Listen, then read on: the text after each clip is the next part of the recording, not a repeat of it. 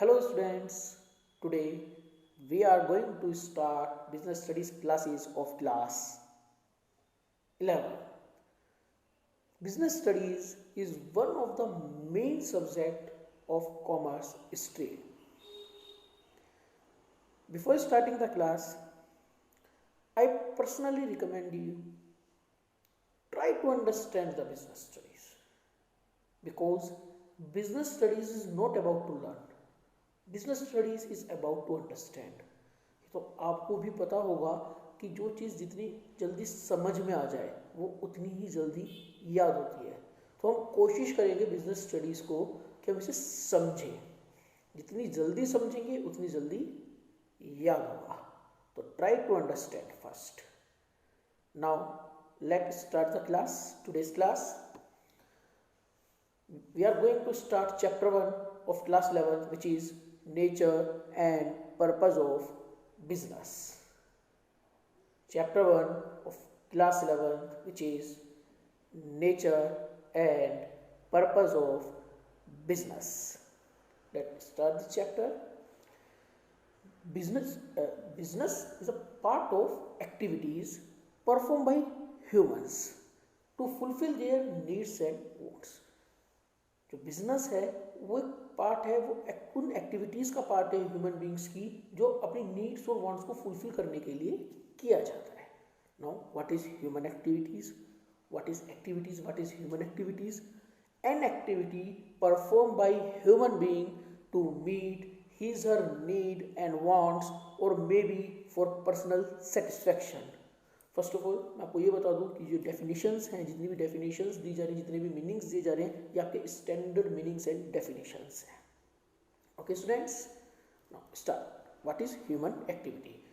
Activity perform by human being, वो activities जो perform की जा रही हैं ह्यूमन बींग्स के द्वारा to meet their needs and wants, अपनी ज़रूरतों को पूरी करने के लिए एक्टिविटीज़ जो की जा रही है ह्यूमन बींग्स के द्वारा, और may be for self satisfaction, personal satisfaction, और जो खुद के सेटिस्फैक्शन के लिए की जा रही है, ज़रूरतों को पूरे करने के लिए भी और खुद के माइंड के सेटिस्फैक्शन के लिए भी।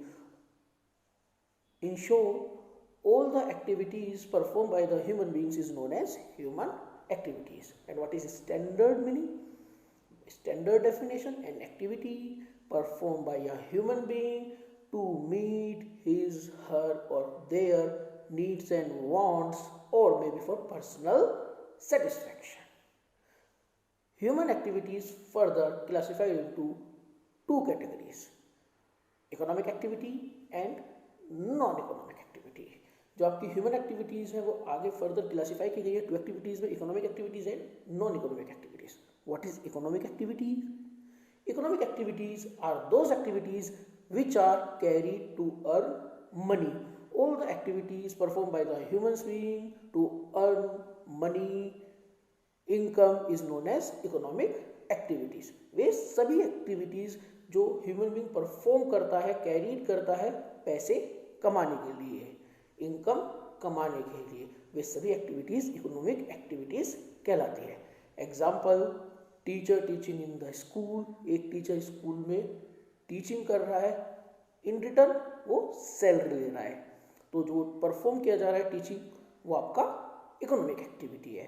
Shopkeeper sells product to the customers, आप किसी भी शॉप पर जाइए और वहाँ से कुछ भी परचेज करेंगे, बदले में आपको उसे रिटर्न में उसे आपको पैसे देने, उसकी वर्थ देनी है उस प्रोडक्ट की, तो वो भी आपकी एक इकोनॉमिक एक्टिविटी है। Treatment of patient by the doctor, hospital में आप पैसे देकर अपना ट्रीटमेंट कराते हैं, तो वो भी आपकी एक इकोनॉमिक एक्टिविटी है। So student, what is economic activities? All the activities or all those activities which are carried to earn income, money, to earn income, money is known as economic activities. Now what is non-economic activities? What is non-economic activities? Non-economic activities are those activities which are carried for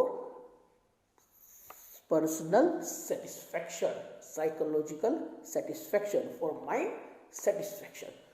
All those activities which are carried by the human beings for psychological satisfaction, अपने दिमाग की शांति के लिए, अपने दिमाग के पर अपने खुद के सेटिस्फेक्शन के लिए जितनी भी एक्टिविटीज़ की जाती है, इसका पर्पस टू अर्न इनकम नहीं है, अर्न इनकम इसका मेन पर्पस नहीं है, इसका मेन पर्पस है साइकोलॉजिकल सेटिस्फैक्शन, खुद की शांति।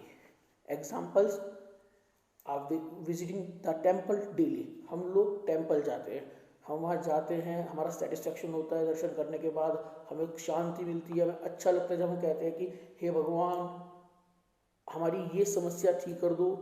तो this types of are the activities are the non economic activities. Making food for the family, suppose आपकी मदर आपके लिए घर में खाना बनाती है, it is non economic activities, क्योंकि उसे रिटर्न में कुछ भी नहीं मिलेगा, इसका पर्सनल सेटिस्फैक्शन है। वही मदर आपका टिफिन सर्विसेज करती है, वही मदर आपकी टिफिन सर्विसेज करती है और वे लोगों को खाना बनाकर देती है और बदले में पैसे लेती है। जब वो एज ए प्रोफेशन खाना बनाकर लोगों को दे रही है और बदले में पैसे ले रही है, उस वक्त वो कहलाएगी इकोनॉमिक एक्टिविटी। जब वो अपने घर में फूड दे रही है फिर अपनी सेल्फ सेटिस्फैक्शन के विदाउट एनी चार्ज, वो होगा आपका non economic activity.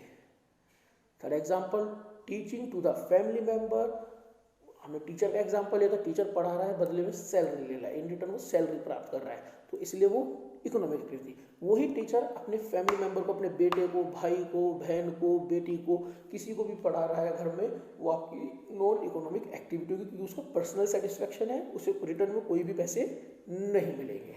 Okay students, हमने क्या पढ़ा? Human activities, all the activities performed by the human being is known as human activities, which are further classified into two categories: economic activities and non-economic activities. Economic activities are those activities which are performed by the human being to earn money. Non-economic activities are those activities which are performed by human beings for psychological satisfactions. चलिए हम आगे बढ़ते हैं। Difference between economic and non economic activity. हम पढ़ते हैं difference between economic and non economic activities. चलिए students पढ़ते हैं। हाँ जी स्टूडेंट्स, आपको डिफरेंस स्टार्ट करने से पहले एक बहुत इंपॉर्टेंट पॉइंट बताना है, और पॉइंट ये है कि जब भी आपको कोई भी बिजनेस स्टडीज में कोई भी डिफरेंस आए, जब भी आप कोई डिफरेंस पढ़े, बेसिस हमेशा पढ़ने हैं। बेसिस, जिन बेसिस पर हमने उन्हें, बेसिस आपके वे ओरिजिन्स हैं जिनके बेसिस पर हमें डिफ्रेंशिएट करना है टू पॉइंट्स को, लाइक मीनिंग के बेस पर हमारे क्या क्या डिफ्रेंशिएट होंगे दोनों के। ओके, स्टार्ट करते हैं इकोनॉमिक और नॉन इकोनॉमिक एक्टिविटीज में difference. Basis meaning, what is the meaning of economic activity? Economic activities are those activities which are carried to earn money. अभी थोड़ी देर पहले हमने इसे पढ़ा था। What is the meaning of non-economic activity? Non-economic activities are those activities which are carried for psychological satisfaction. Now, second difference, objective. What is the objective of economic activity? To earn money. मेरा main objective क्या है? पैसा कमाना। Non-economic activity में मेरा objective क्या था? For psychological satisfaction. ये हमारा पैसा कमाने के लिए है और वो हमारा साइकोलॉजिकल सेटिस्फैक्शन के लिए है। Okay students, examples of economic activity: shopkeeper, manufacturer, lawyer, CA, doctor, teacher, etcetera. Example of non economic activities: reason basis activities, charity, social activities, etcetera.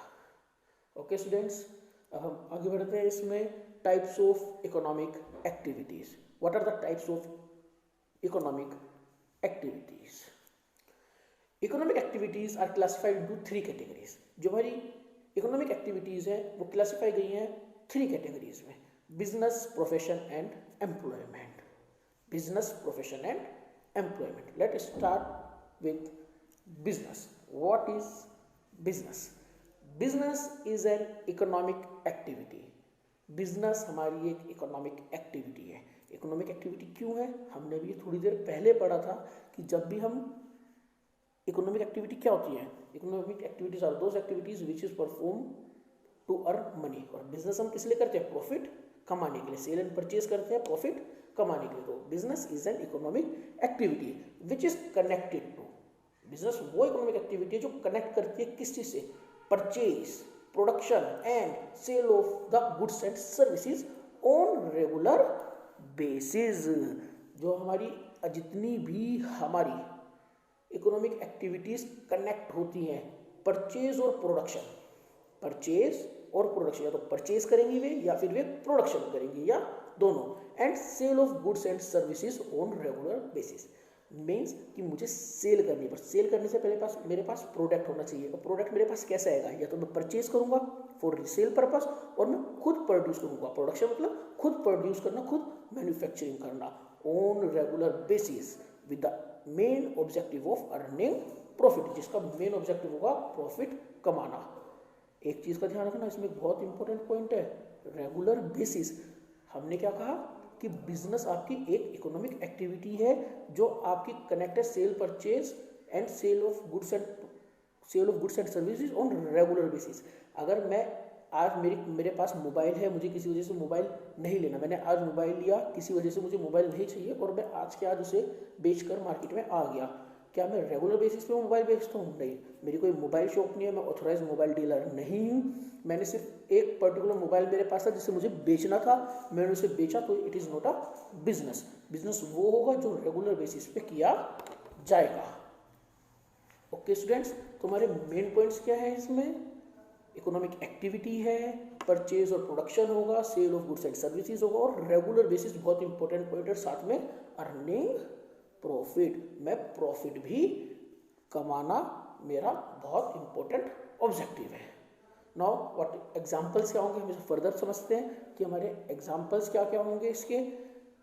Manufacturing and selling of to the customers, हमने कोई भी product बनाया और उसे बेचा to the customers, बदले में मैंने उससे पैसा लिया, अपने सेलिंग प्राइस लिए, इसमें मेरा प्रॉफिट इंक्लूड होगा। Farmer producing wheat and rice etcetera for sale in the market, बड़ा अच्छा एग्जांपल है।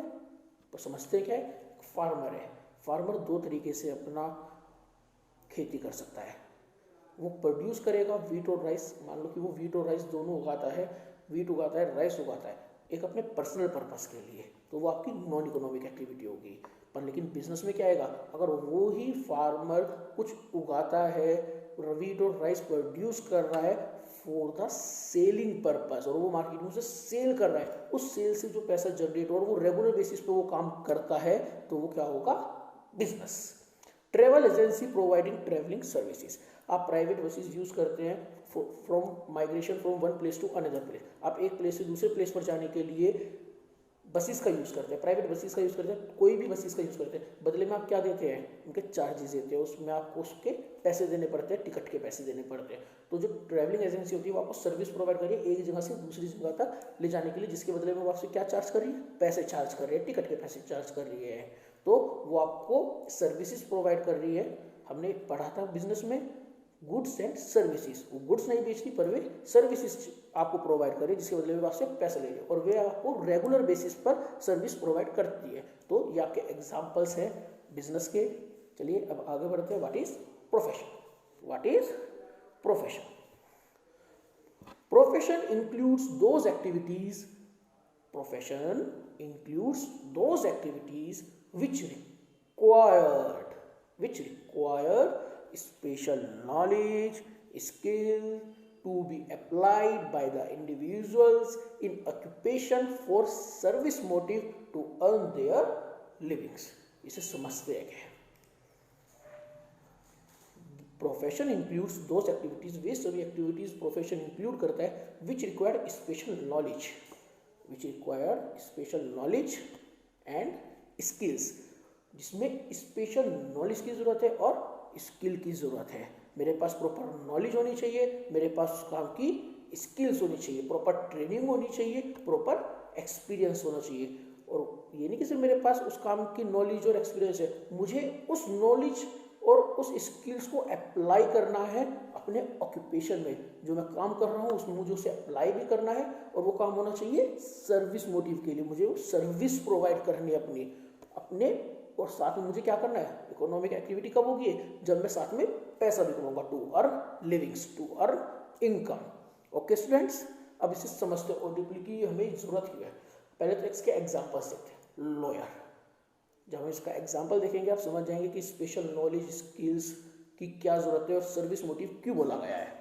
Lawyer is a profession, lawyer एक प्रोफेशन है। क्यों? क्योंकि लॉयर को प्रॉपर नॉलेज चाहिए, उसके पास LLB होनी चाहिए, उसके पास LLB होनी चाहिए, उसके पास प्रॉपर एजुकेशन होनी चाहिए LLB की, उसके पास स्किल्स होनी चाहिए अपने आप को रिप्रेजेंट करने की। अगर मेरे पास स्किल्स नहीं है अपने आप को रिप्रेजेंट करने की इन द कोर्ट, तो मैं अच्छा लॉयर नहीं हूँ। तो मैं लॉयर तब हूँ जब मेरे पास प्रॉपर नॉलेज है, मैं अपने आप को रिप्रेजेंट कर सकूँ, मेरे पास स्किल हो रिप्रेजेंट करने की, और मैं उन अपने नॉलेज और अपनी स्किल को अपने कैरियर में अप्लाई करूँ और लोगों को सर्विस दूँ और उसके बदले उनसे फीस चार्ज करूँ। तो lawyer provide services related to legal matters. Teacher teaches the student in the coaching centre. Teacher like मैं एक टीचर हूँ, मैं बिजनेस स्टडीज पढ़ा रहा हूँ, तो मेरे पास बिजनेस स्टडीज की नॉलेज होनी चाहिए प्रॉपर, मेरे पास पढ़ाने के स्किल्स होने चाहिए, मुझे अपने आप को रिप्रेजेंट करना आना चाहिए स्टूडेंट्स के सामने, और उसे मैंने अपने ऑक्यूपेशन में डाला। मैं आपको पढ़ा रहा हूँ, साथ में अपने लिए आप चार्ज कर रहा हूँ, वो मेरे लिविंग, मेरे जीने के लिए जरूरी क्या है पैसा, और वो मैं आपके से चार्ज कर रहा हूँ। लिविंग को पैसा हमने क्यों बोला, क्योंकि जीने के लिए जरूरी है, मैं पैसा होगा तो मैं खाऊंगा, मैं खाना लाऊंगा पैसों से, इसलिए हमने लिखा to earn their living. Living मतलब भी to earn money. Doctor treating the patients, जो आपका डॉक्टर है वो हॉस्पिटल में क्या कर रहा है, लोगों को ट्रीट कर रहा है, अपने पेशेंट्स को ट्रीट कर रहा है, उसके बदले में वो फीस चार्ज कर रहा है। तो all are the professions. Okay students, हम दोबारा से पढ़ते हैं। What is profession? Profession includes all those activities which required, वे सभी एक्टिविटीज जिसमें जरूरी है स्पेशल नॉलेज एंड स्किल्स, और वे स्किल्स अप्लाई होनी चाहिए किसमें, आपके ऑक्यूपेशन में, to be applied by the individuals in occupation. Individuals human beings, जो लाइक आई एम इंडिविजुअल, आप एक इंडिविजुअल है, सब अपने इंडिविजुअल है, अब उनकी जितनी भी नॉलेज स्पेशल नॉलेज स्किल्स है वो अपने ऑक्यूपेशन में यूज करें फॉर सर्विस मोटिव। किस मोटिव के लिए? सर्विस मोटिव, मुझे लोगों को सर्विस देनी है, to earn their livings. Service motive, हमारा प्रोफेशन क्या है? Service motive. हमारा बिजनेस क्या था? बिजनेस क्या था हमारा? याद करो थोड़ा सा, क्या था? Production, purchase and sale of goods and services, मतलब कि exchange of goods and service होगी। मैं चीज़ों को खरीदूंगा या बनाऊंगा और फिर उसके बाद उसे बेचूंगा। यहाँ पे मेरे पास कोई प्रोडक्ट नहीं है, यहाँ पर मैं खुद हूँ, मैं सर्विस प्रोवाइड करूंगा। लॉयर अपनी सर्विस प्रोवाइड करेगा, टीचर अपनी सर्विस प्रोवाइड करेगा, डॉक्टर अपनी सर्विस प्रोवाइड करेगा, सीए अपनी सर्विस प्रोवाइड करेगा, सीएस अपनी सर्विस प्रोवाइड करेगा। वो कोई सामान, कोई गुड्स नहीं बेचेगा। ओके स्टूडेंट्स, चलिए अब आगे बढ़ते हैं हम। The next point is employment. What is employment? Employment refers to the occupation in which people work for others according to the terms of employment and get remuneration in return.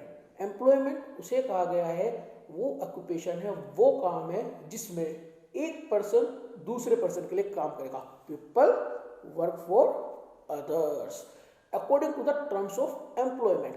जब हम किसी के यहाँ जॉब के लिए जाते हैं तो हमें अपॉइंटमेंट लेटर मिलता है जिसमें टर्म्स एंड कंडीशन लिखी होती है कि हमें क्या करना है क्या नहीं करना है। It means contract between the employer and employee. तो टर्म्स ऑफ एम्प्लॉयमेंट मतलब the agreement signed by the employee और द कॉन्ट्रैक्ट। ओके स्टूडेंट, तो employment refers to the occupation in which people work for others according to the terms of employment and get remuneration in return. Economic activity कब बनेगी? जब वो बदले में कुछ पैसे लेगा, remuneration. And what is remuneration? Salary और wages. Remuneration refers to salary और वेजेस। दोबारा से पढ़ते हैं। What is employment? Employment refers to the occupation in which people work for others according to the terms of employment and get remuneration in return. Employment वो occupation है, वो काम है जिसमें एक पर्सन दूसरे पर्सन के लिए काम करता है अकॉर्डिंग टू द जो कॉन्ट्रैक्ट हुआ है उसके अकॉर्डिंग, और बदले में सैलरी और वेजेस लेता है। एग्जांपल्स क्या है? Working in a bank as a banker, एक बैंकर जो बैंक में काम कर रहा है वो सैलरी ले रहा है अपने बैंक से, तो वो आपका एम्प्लॉयमेंट है। Working in an office as peon, एक ऑफिस में प्यून काम कर रहा है वो भी एम्प्लॉयमेंट है, एक स्कूल में प्रिंसिपल काम कर रहा है वो भी एम्प्लॉयमेंट है। ओके स्टूडेंट्स, हम थोड़ा सा रिवाइज करते हैं दोबारा से कि हमने क्या पढ़ा। Human activities, all the activities perform by the human beings, human activities, all the activities perform by the human beings, further classified into economic activity and non-economic activity. Economic activities are those activities which are carried to earn money. Non-economic activities are those activities which are carried for psychological satisfaction. Now उसके बाद आपका difference था, आप लोग को देख सकते हैं डिफरेंस। देन आपका types of economic activities, there are 3 types of economic activities: business, profession and employment. What is business? Business is an economic activities which is connected to purchase or production and sales of goods and services on regular basis with the main objective to earn profit. हमारा वो एक economic activity है जो connect करती है purchase और sale, purchase, production and sales of goods and services regular basis पर, जिसका मेन काम होगा earning profit. What is profession? Profession includes those activities which require special knowledge, skills to be applied by the individuals in occupation for service motive to earn their living. Profession वो है जिसमें special knowledge और skills की requirement है जो occupation में लगाए अपने सर्विस मोटिव के लिए और बदले में पैसा कमाए. What is employment? Employment refers किया जाता है ऑक्यूपेशन को in which people work for others according to the terms of employment and get remuneration in return. Employment वो है, employment वो ऑक्यूपेशन है जिसमें एक पर्सन दूसरों के लिए काम करता है और बदले में सैलरी लेता है. वो काम करेगा अपने टर्म्स ऑफ एम्प्लॉयमेंट, अपने कॉन्ट्रैक्ट के according. Okay students, now next is difference between business, profession and employment. Difference between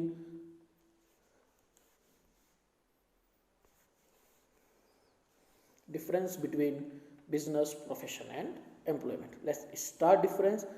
आपको मैंने अभी थोड़ी देर पहले बताया था कि हमें इस बात का ध्यान रखना है कि जब भी हम कोई डिफरेंस पढ़े तो उसके बेसिस पर बिल्कुल ध्यान देना है. चलिए हम जल्दी से रिवाइज करते हैं क्या क्या है. इन शॉर्ट हम पढ़ते हैं क्या है. Mode of establishment. What is mode of establishment? किस तरह से बिजनेस, प्रोफेशन और एम्प्लॉयमेंट को इस्टेब्लिश किया जाएगा, सेटअप किया जाएगा. बिजनेस को स्टार्ट करने के लिए थोड़ी सी लीगल फॉर्मेलिटीज या पेपर वर्क पूरा करना है और आप जब आपकी लीगल फॉर्मेलिटीज पूरी हो जाएंगी, अगर ज़रूरी है तो आप बिजनेस स्टार्ट कर सकते हैं. कुछ बिजनेस के लिए आपकी लीगल फॉर्मेलिटीज की ज़रूरत नहीं है. लाइक अच्छा, बिजनेस के लिए एक चीज़ बहुत इंपॉर्टेंट चीज़ है. आप देखते होंगे आपके रास्ते में कई साइड में लोग बैठे रहते हैं और वे सामान बेचते हैं. वो भी टाइप ऑफ बिजनेस है क्योंकि उन्होंने वो सामान खरीदा और अब वो मार्केट में बेच रहे हैं. छोटा बिजनेस है उनका, वो मार्केट में बेच रहे हैं उस सामान को खरीदने और बदले में पैसा ले रहे हैं. तो वो भी आपकी डेफिनेशन को, जो हमारा मीनिंग था बिजनेस को, उसे फुलफिल करते हैं. रेगुलर बेसिस पे बेचते हैं, प्रॉफिट कमाते हैं, परचेज और प्रोड्यूस कर रहे हैं, सेल कर रहे हैं मार्केट में गुड्स और सर्विसेज को, तो वो भी आपकी डेफिनेशन को फुलफिल करता है, इसलिए वो भी बिजनेस होगा. तो उसमें कोई फॉर्मेलिटीज़ की ज़रूरत नहीं होती, सिर्फ उन्हें जगह चाहिए सामान बेचने के लिए और सामान चाहिए. ओके स्टूडेंट, तो start business start after completing some legal formalities, अगर ज़रूरी है, नहीं तो उसके बिना भी शुरू किया जा सकता है. प्रोफेशन, उसमें हमें membership of professional body and certificate of practice. Doctor को काम करने के लिए, एज ए डॉक्टर काम करने के लिए सर्टिफिकेट ऑफ प्रैक्टिस चाहिए. सेम आपको सीए को चाहिए certificate of practice. Same certificate of practice आपको लॉयर को चाहिए. लॉयर, सीए, डॉक्टर सबको सर्टिफिकेट चाहिए अपनी प्रैक्टिस का. और जो सर्टिफिकेट है ऑफ प्रैक्टिस, ये इन्हें अपनी रेस्पेक्टिव एसोसिएशन, अपने प्रोफेशनल बॉडी से मिलेगा. हर एक प्रोफेशन की अपनी एसोसिएशंस होती है. लाइक आपकी सीए की ICAI है, इंस्टीट्यूट ऑफ चार्टर्ड अकाउंटेंट. आपका लॉयर्स के लिए बार काउंसिल है. तो इनमें आपको रजिस्टर्ड होना पड़ेगा, मेंबर होना पड़ेगा. Membership of a professional body and certificate of practice is required. Employment आपका इंटरव्यू देना है, अपॉइंटमेंट लेटर लेना है, उसके बाद आप अपना एम्प्लॉयमेंट शुरू कर सकते हैं. अच्छा, एम्प्लॉयमेंट में आपको एक बात बता दें. एम्प्लॉयमेंट में बात आपको जरूरी है कि जो पर्सन काम कर रहा है दूसरे का, इट मीन्स आप, any person which is work for other known as employee. अगर आप किसी के अंडर काम कर रहे हैं तो आप कहलाएंगे एम्प्लॉय, और जो आपका बॉस होगा वो होगा employer. Okay, you are the employee and your boss is employer. If you are the boss, you are the employer and you appoint someone under you, तो ही इज एम्प्लॉय। तो employment कब शुरू हो जाएगा? जैसे अपॉइंटमेंट लेटर मिल जाएगा। Nature of work, इनके नेचर कैसे हैं, क्या क्या इनमें इन्वॉल्व होता है। बिजनेस में क्या इन्वॉल्व होता है? Production, purchase, sale of goods and services. Profession में क्या है? Personalise expert services. डॉक्टर आपको पर्सनलाइज, डॉक्टर है, वो आपको पर्सनलाइज, वो डॉक्टर उसे पता है। आप कान का डॉक्टर होगा, ईयर डॉक्टर होगा, ईयर डॉक्टर के पास जाएंगे। आई डॉक्टर होगा, आई डॉक्टर के पास जाएंगे। इसलिए इसने कहा है पर्सनलाइज एक्सपर्ट सर्विसेज मिलेगी आपको। जो कान में एक्सपर्ट है, कान के इलाज में, वो कान का इलाज करेगा। जो आपका न्यूरोलॉजिस्ट है, वो न्यूरोलॉजिस्ट का काम करेगा। Okay students, employment, what is nature of work of employment. Employment में आपको करना क्या है? एम्प्लॉय को करना क्या है?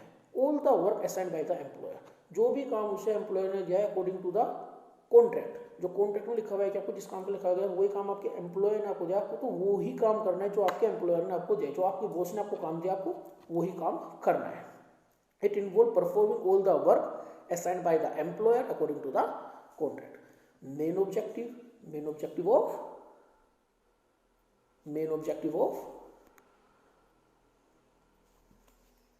बिजनेस, अर्न मैक्सिमम प्रॉफिट, ज्यादा से ज्यादा प्रॉफिट कराना। Main objective of profession, provide professional service, अपनी सर्विसेज प्रोवाइड करना अपने क्लाइंट्स को।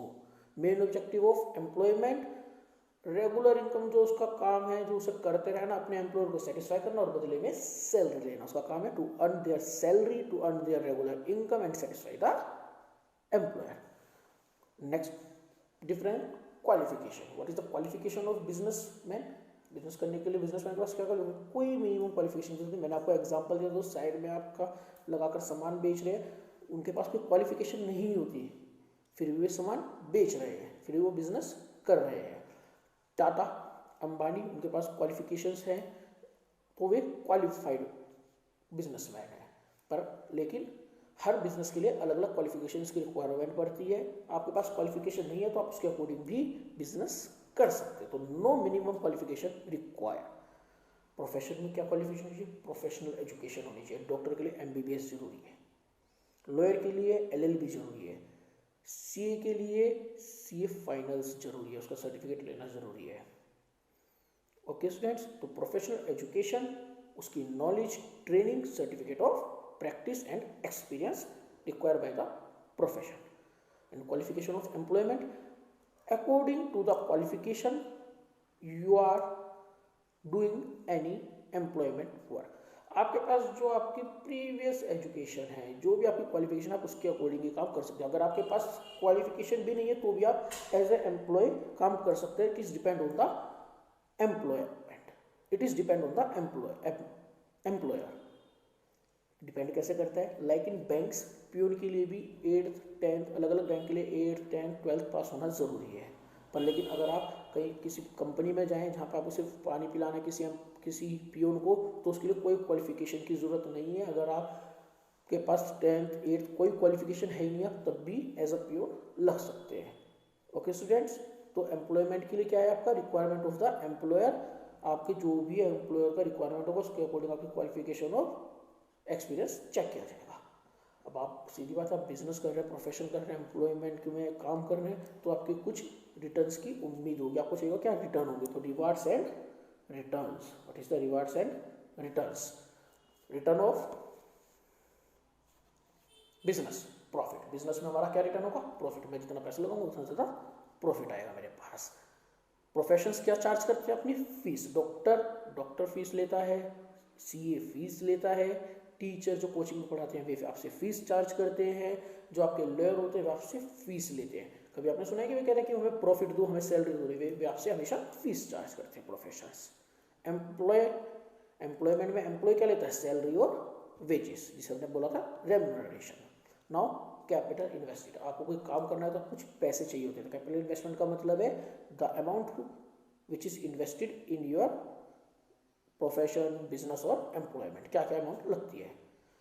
बिजनेस में जितना बड़ा साइज होगा बिजनेस का, जितना बड़ा आपकी कैपेसिटी होगी या जितनी छोटी होगी, according to the size and capacity आप कैपिटल इन्वेस्ट करेंगे। जो साइड में लगाते हैं उन्हें कम कैपिटल चाहिए, कम पैसा चाहिए। जो आपके बड़ा बिजनेस लगाते हैं, कोई बड़ा प्लांट लगाते हैं, उन्हें ज़्यादा पैसे चाहिए। प्रोफेशन में लिमिटेड कैपिटल होती है। लिमिटेड कैपिटल मीन्स जितना आपका कोर्स का खर्चा है, जितना आपकी कोर्स की फीस है, MBBS की जितनी फीस है सिर्फ उतना खर्चा, CA की जितनी फीस है सिर्फ उतना खर्चा, डॉक्टर बनने की जितनी फीस है हमने बताया उतना खर्चा, लोअर LLB की जितनी फीस है सिर्फ उतना खर्चा। उसमें ये नहीं है कि आपका साइज बड़ा है तो आपका बड़ा, छोटा है तो छोटा बिजनेस की तरह, नहीं, उसमें आपका फिक्स है, एक कॉलेज की जितनी फीस है आपको उतना देना है। बिजनेस में क्या है, बिजनेस में आज मेरा छोटा बिजनेस है, आज मैंने 1 लाख रुपये लगाए, मुझे अगले साल मुझे प्रॉफिट हुआ 1 लाख रुपए का ही, मुझे बिल्कुल 100% प्रॉफिट हुआ, और मैंने सोचा कि मुझे अपने बिजनेस को प्रॉफिट को एक्सपेंड भी करना है, कि मेरा प्रॉफिट इतना चल रहा है कि मुझे अपने डिस्ट्रिक्ट लेवल से नेशनल लेवल पर लेके जाना है, तो मैंने उसमें 10 लाख इन्वेस्ट किए। तो अकॉर्डिंग टू द साइज मुझे अगर बढ़ाना है तो मैं इन्वेस्ट कर सकता हूँ, घटाना है अगर मुझे साइज को छोटा करना है तो मैं अपना इन्वेस्टमेंट वापस ले सकता हूँ। पर लेकिन MBBS में जितनी रिक्वायर्ड है उतनी देनी ही पड़ेगी, तो वो लिमिटेड कैपिटल, आप उसमें बढ़ाएंगे नहीं। और एम्प्लॉयमेंट में नो कैपिटल इज रिक्वायर्ड, आपको जस्ट इंटरव्यू देना है अकॉर्डिंग टू योर क्वालिफिकेशन, अगर आप सिलेक्ट हुए तो आपको काम पे जाना और बदले में सैलरी लेनी है। ओके, अब जब आप पैसा लगा रहे हैं तो आपका कुछ ना कुछ रिस्क भी हो सकता है। तो रिस्क फैक्टर्स क्या क्या है?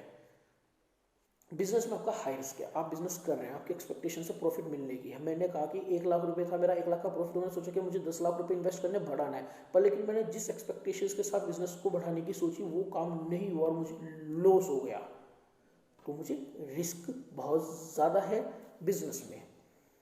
प्रोफेशन में लो रिस्क है। लो रिस्क क्या कि जब तक मेरी एजुकेशन पूरी नहीं होती, जब तक मैं पास नहीं होता, प्रॉपर नॉलेज नहीं ले लेता, तब तक मुझे रिस्क है। अगर मैं उसमें फेल हो जाता हूँ तो मुझे रिस्क है।